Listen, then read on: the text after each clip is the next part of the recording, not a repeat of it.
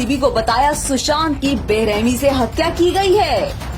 सारा ने साफ साफ बताया कि मैं सुशांत से बेहद प्यार करती थी, लेकिन हम दोनों के बीच रिया चक्रवर्ती आ गई, जिसके बाद मेरा और सुशांत का ब्रेकअप हो गया था। सारा ने ये भी बताया रिया चक्रवर्ती सुशांत को चुपके ड्रग देती थी और सुशांत की हत्या में रिया का बहुत बड़ा हाथ है सर। सारा अली खान ने कहा कि अगर मुझे सीबीआई गवाही के लिए बुलाती है तो मैं रिया चक्रवर्ती की एक एक काले कांड खोलकर रख दूंगी। दोस्तों, आज सारा अली खान ने करीना कपूर, रिया चक्रवर्ती, खान गैंग, करण जौहर के साथ और भी बॉलीवुड के कई काले कारनामों का पर्दाफाश कर दिया है, जिसमें सारा ने करीना कपूर और रिया चक्रवर्ती के खिलाफ विस्फोटक खुलासे किए हैं। सुनने के बाद शायद आपकी भी आंखें फटी की फटी रह जाएंगी, इसलिए वीडियो को बिल्कुल लास्ट तक जरूर देखिएगा। सारा अली खान आज चश्मा लगाकर भोली भाली मैडम बनकर सीबीआई के दफ्तर पहुंची थी। सूत्रों की माने तो आज सारा अली खान गांव देहात की लड़की लग रही थी, लेकिन दोस्तों इन बॉलीवुड हसीनाओं की मासूमियत के पीछे कई सारे काले कांड छुपे होते हैं। इसीलिए इनके चेहरे पर लिखी हुई इनकी मासूमियत को इनकी कमजोरी कभी मत समझना। ये लोग बेहद शातिर किस्म के होते हैं, जो अपने बचाव के लिए किसी और को बुरी तरीके से घसीटना बहुत अच्छे से जानते हैं। जैसा कि आपने देखा, रिया ने अपने आप को बचाने के लिए सारा अली खान का नाम उगल दिया और ठीक उसी प्रकार अब सारा अली खान ने ठान लिया है कि वह रिया चक्रवर्ती को सुशांत हत्या मामले में फांसी पर चढ़ाकर ही मारेगी। और यह बात सच भी मानी जा रही है कि रिया ही सुशांत की असली कातिल है और इस बात की गवाही सारा अली खान जरूर दे सकती है। खबरों के अनुसार एनसीबी के सामने सारा अली खान फूट फूट कर रोने लगी और बोलने लगी कि इस रिया ने मेरे सुशांत को मुझसे अलग कर दिया और फिर उसे लूटा और सबसे अंत में लूट कर मार डाला।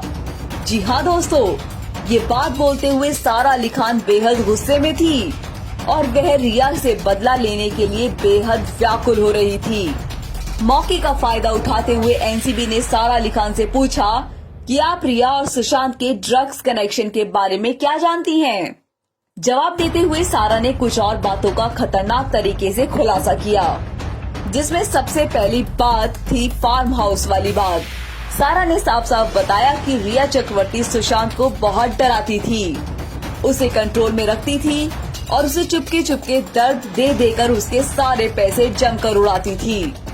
एनसीबी ने पूछा कि आपके फोन से करीना कपूर खान का नाम सामने आ रहा है और वह आपसे ड्रग्स की मांग कर रही है एक चैट में, उसके बारे में कुछ बताइए। सारा अली खान ने पहले ऐसी कोई बात होने से इनकार कर दिया, लेकिन जब एनसीबी ने सारा अली खान के सामने उसके डिटेल्ड मैसेज को खोलकर रख दिया तो सारा बेहद हैरान रह गई दोस्तों, और इस सवाल का जवाब वह दे नहीं पाई दोस्तों।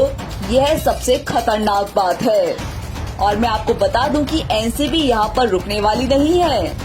एनसीबी इस सवाल का जवाब सारा अली खान से फिर पूछेगी और अगर जवाब नहीं मिला तो पूछताछ के लिए करीना कपूर को भी बुलाया जा सकता है।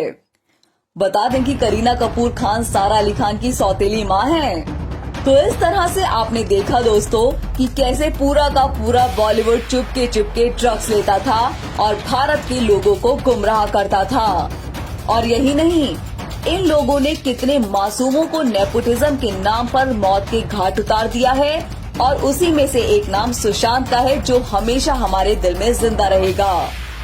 दोस्तों, आपने जिस तरीके से एक मुहिम चला रखी है कि सुशांत को इंसाफ हर हाल में मिलेगा, उसे कभी रुकने मत दीजिएगा और हम आपके साथ हैं और आपका समर्थन हमें अंतिम दम तक चाहिए, क्योंकि अभी तो बॉलीवुड के छोटे मछलियां ही पकड़ में आई हैं। उन मगरमच्छों का क्या जो सरेआम गुंडागर्दी करते हैं।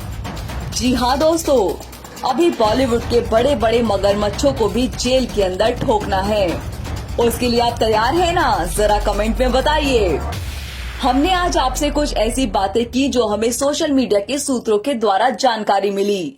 हालांकि इसकी पुष्टि होनी अभी बाकी है, लेकिन हमारी मेहनत दिन दूनी और रात चौगनी बढ़ती जाएगी और हम एक एक खबर को आप तक पहुंचाने के लिए दिन रात मेहनत करते रहेंगे।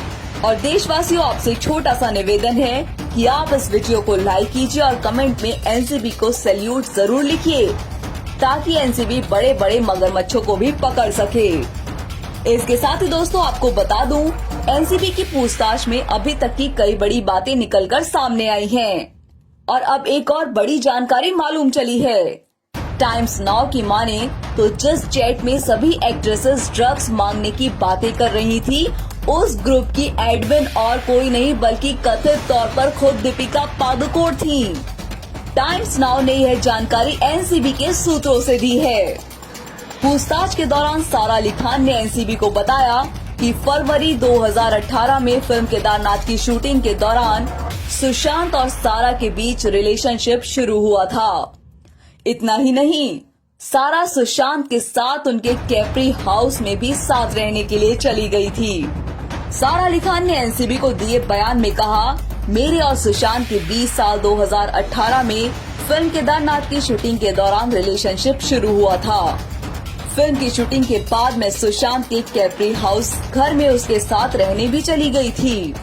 प्राप्त जानकारी के मुताबिक सारा अली खान ने यह भी कहा कि दोनों 5 दिन के लिए थाईलैंड के को समुई आइलैंड में भी गए थे, जहां उन्होंने पार्टी भी की थी। सारा अली खान ने एनसीबी के सामने खुलासा किया कि सुशांत सिंह राजपूत ड्रग्स भी लिया करते थे। हालांकि अभी तक ये साफ नहीं हो पाया कि सुशांत सारा से मिलने से पहले से ड्रग्स लिया करते थे या फिर उन्होंने तभी शुरू किया, या फिर सारा झूठ बोल रही है। हालांकि सारा अली खान ने खुद के ड्रग्स लेने की बात को नकार दिया है। उन्होंने बेहद चालाकी से कहा कि वह सुशांत के साथ पार्टियों में गई, लेकिन उन्होंने कभी ड्रग्स नहीं लिया। ऐसा कैसे हो सकता है दोस्तों?